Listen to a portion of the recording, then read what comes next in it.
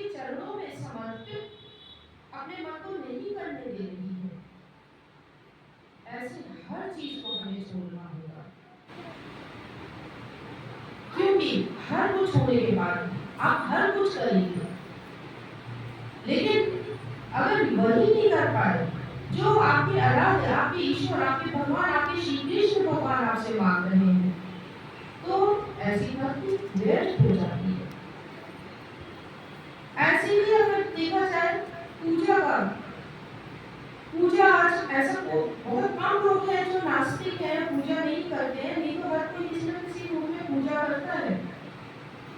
पूजा भी हम ऐसे ही करते हैं कि हमें मालूम है प्रातः काल में उठकर हमें अपने आराध्य के आगे हाथ जोड़कर कुछ जिन भी धार्मिक पुस्तकों में हमारा विश्वास है उनको पढ़ लेते हैं, नहीं तो कुछ विशेष प्रक्रियाएं कर लेते हैं कि नहीं हो गया, नहीं तो हम किसी मंदिर में चले जाते हैं तो हमें टीका लगाया गया, कुछ और किया गया, फिर हमें ये संतोष हो जाता है कि आज की पूजा संपन्न हो गई, अब हम आगे कुछ भी करने के लिए स्वतंत्र हैं, आज के दैनिक कार्यों को करने के लिए। पूजा अगर देखा जाए, अगर हम अपने आराध्य के सामने हाथ जोड़ रहे हैं, नतमस्तक हो रहे हैं, तो हमारा आराध्य कौन है? हमारा आराध्य तो कहना चाहिए एक पवित्रतम, शुद्धतम एक शक्ति है, महाशक्ति। हम उसके आगे हाथ जोड़ रहे हैं, उस समय तो बिल्कुल हमारे मन में कोई और विचार, कोई और भाव, कोई और कामना होनी ही नहीं चाहिए। वो हमारे, अभी आपने सुना श्री कृष्ण चेतना देवी माँ जी के भजन में, वही माता, वही पिता, वही दादा, वही पितामह, वही सब कुछ, उसके आगे हम हाथ जोड़ रहे हैं, प्रणाम कर रहे हैं, नतमस्तक हो रहे हैं, तो उससे बढ़कर हमारे लिए और कुछ तो है ही नहीं। जब इन विचारों के संग में हम दिन प्रतिदिन अपने ईश के आगे हाथ जोड़ेंगे, प्रणाम करेंगे, प्रार्थना करेंगे, तब एक दिन अवश्य आएगा कि हमारा मन भी पवित्र हो जाएगा। पवित्र अर्थात वृत्तियों से मुक्त, कामनाओं से मुक्त, चिंताओं से मुक्त, बाधाओं से मुक्त, तब हम कह सकते हैं हमारी पूजा सार्थक हुई। तो पूजा वही जो मन को पवित्र करे। अब अगर आप देखिए, भक्ति मैंने बताया, पूजा मैंने बताया, तो दोनों में अंतर क्या है? आप भक्त हैं इसलिए आप पूजा कर रहे हैं, या पूजा करते रहते हैं इसलिए आप भक्त हैं? तो देखिए इन दोनों में बहुत बड़ा अंतर होता है। भक्त कुछ ऐसे भी होते हैं जो बहुत ही एक कम समय के लिए उनमें भक्ति जागती है, जब उनको अपना कोई कार्य ऐसा लगता है कि भगवान से पूर्ण हो जाएगा तो भक्ति जागती है, फिर चली जाती है। लेकिन भक्त तो देखिए वही होता है जो जीवन पर्यंत, जिसमें भक्ति का अंकुर पड़ गया हो, जीवन पर्यंत उसके सामने ईश्वर के अलावा और कुछ हो ही नहीं, उनके कर्मों के अलावा कुछ हो ही नहीं। भक्त तो वही है। पूजा कह सकते हैं कि पूजा एक बहुत ही कम काल के लिए भी हो सकती है, या वो भी तो उस स्वार्थों को पूरा करने के लिए भी हो सकती है। नहीं, अगर कुछ ऐसा समय मिला तो वो पूजा उस दिन नहीं भी हो सकती है। लेकिन भक्ति का अंकुर ऐसा होता है जो हमेशा हृदय में रहता है। जैसे हनुमान जी के हृदय में कहना चाहिए भगवान राम के, उसमें ऐसा कुछ नहीं है कि हमने कुछ प्रक्रियाएं करी या नहीं करी तो उससे वो खंडित हो जाएगी, भक्ति का अंकुर पड़ गया तो पड़ गया, जैसे कि प्रहलाद जी में था, जैसे कि ध्रुव, जैसे कि केवट, शबरी, विदुर जी, अनेकों अनेक भक्त हुए जिनको अगर अपने आराध्य या धर्म का पालन नहीं दिखा या अपने आराध्य की आज्ञा का पालन जिस स्थान पे नहीं दिखा, उन्होंने वो स्थान छोड़ दिया। चाहे उसके बाद रहने के लिए उन्हें कुटीर मिला हो, चाहे कोई छोटी सी कुटिया मिली हो, लेकिन उसी कुटिया में उन्हें अपने आराध्य के दर्शन नहीं हुए, जो बड़े बड़े महलों में रहने वालों को नहीं हुए, क्योंकि उन हृदयों में भगवान बस रहे थे, उनकी आज्ञा बस रही थी, उनका दिशा निर्देशन बस रहा था। तो ये तो है भक्ति और पूजा करना। आप भक्त हैं तो अवश्य नहीं है कि आप पूजा हर दिन कर पाए, क्योंकि एक भक्त के लिए उसके कर्म ही उसकी पूजा बन जाते हैं। वो निकलता है तो उसे ये सोचना नहीं पड़ता आज मैं धर्म के लिए क्या कर्म करूं, आज मैं अपने आराध्य को खुश कैसे करूं, प्रसन्न कैसे करूं अपने आराध्य को, वो तो करता रहता है। या संचय किसी चीज का कैसे करूं, संचय को सोच कर वो कोई कर्म नहीं करता है, उसका व्यवहार, उसकी आदत बन जाता है।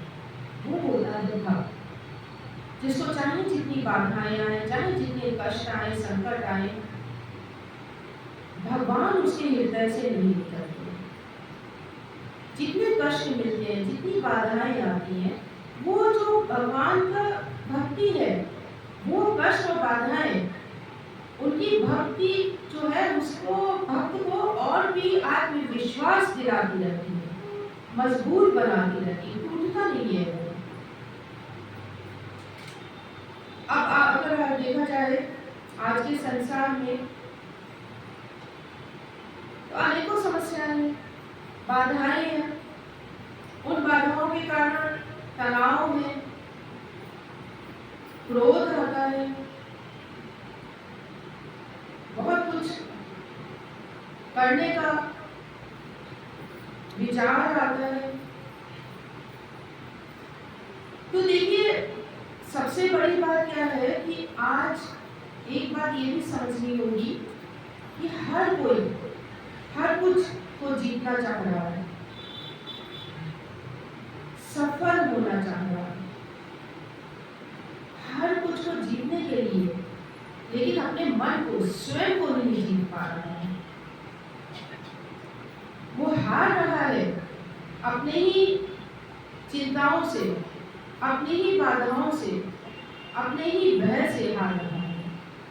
हर व्यक्ति अपने से ही हार रहा है, तो वो आगे कैसे बढ़ेगा?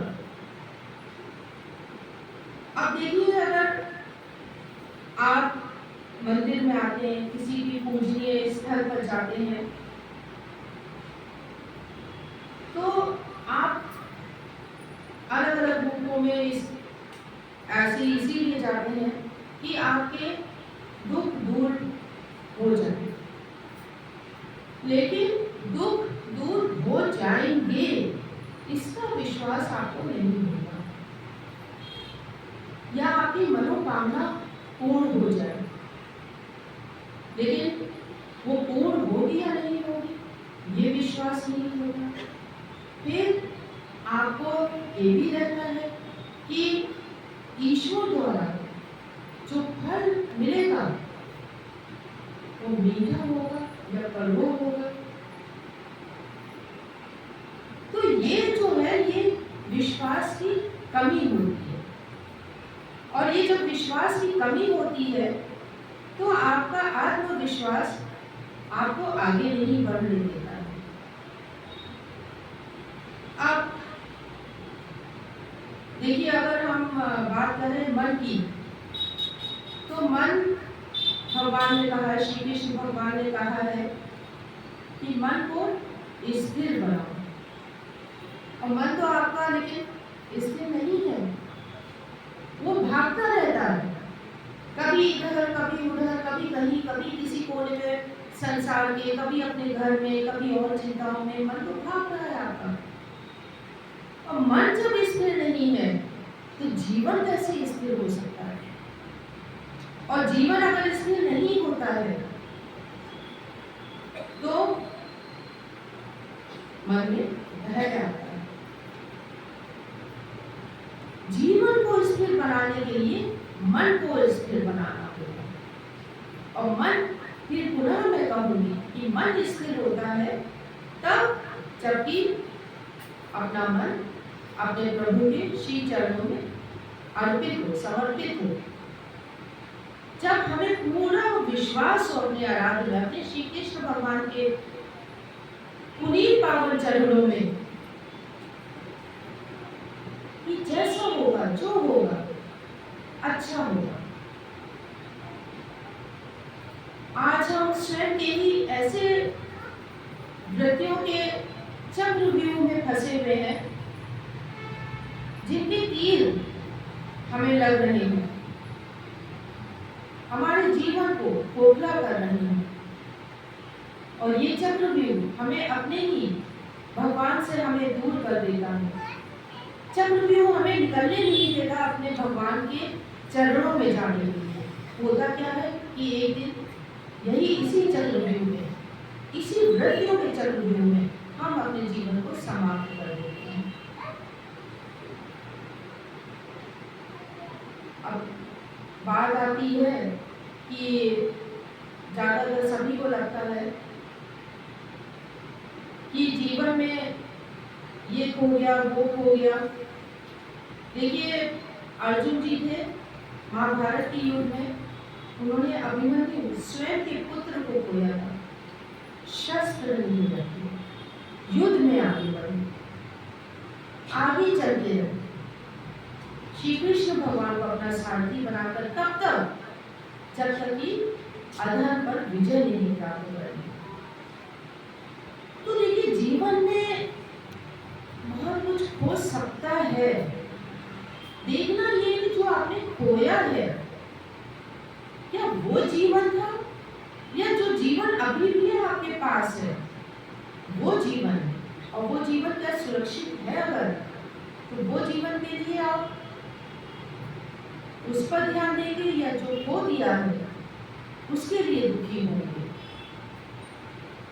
क्योंकि जीवन में खोना और पाना ये चलता रहता है।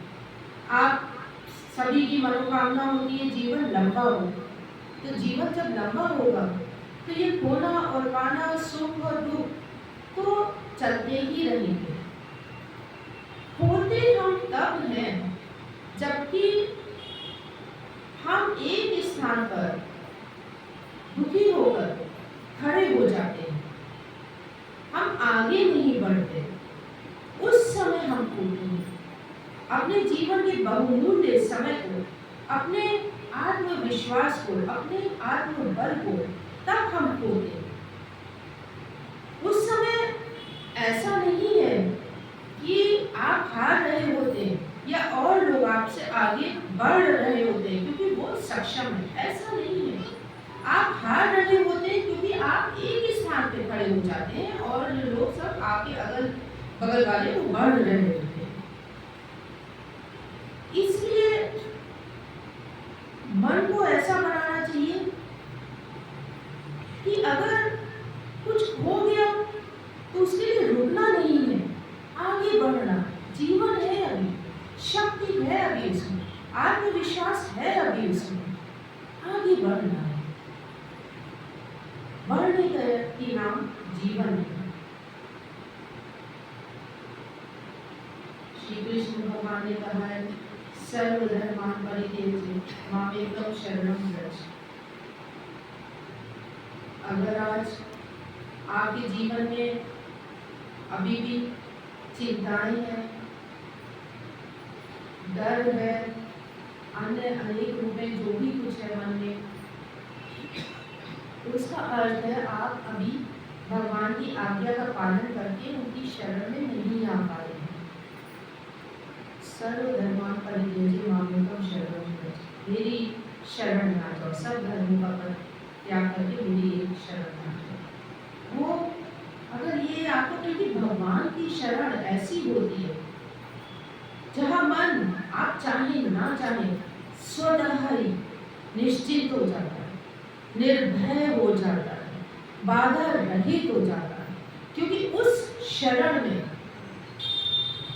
उस सुरक्षा चक्र में बाहर से जितने भी बाधाएं आपके जीवन को घेरे हों, आपके जीवन को छू नहीं पाएंगी। प्रतिकूलता उनकी आप पर प्रभाव नहीं डाल पाएगी। अगर इनसे आपको मुक्ति चाहिए तो ईश्वर की शरण में तो आना ही होगा।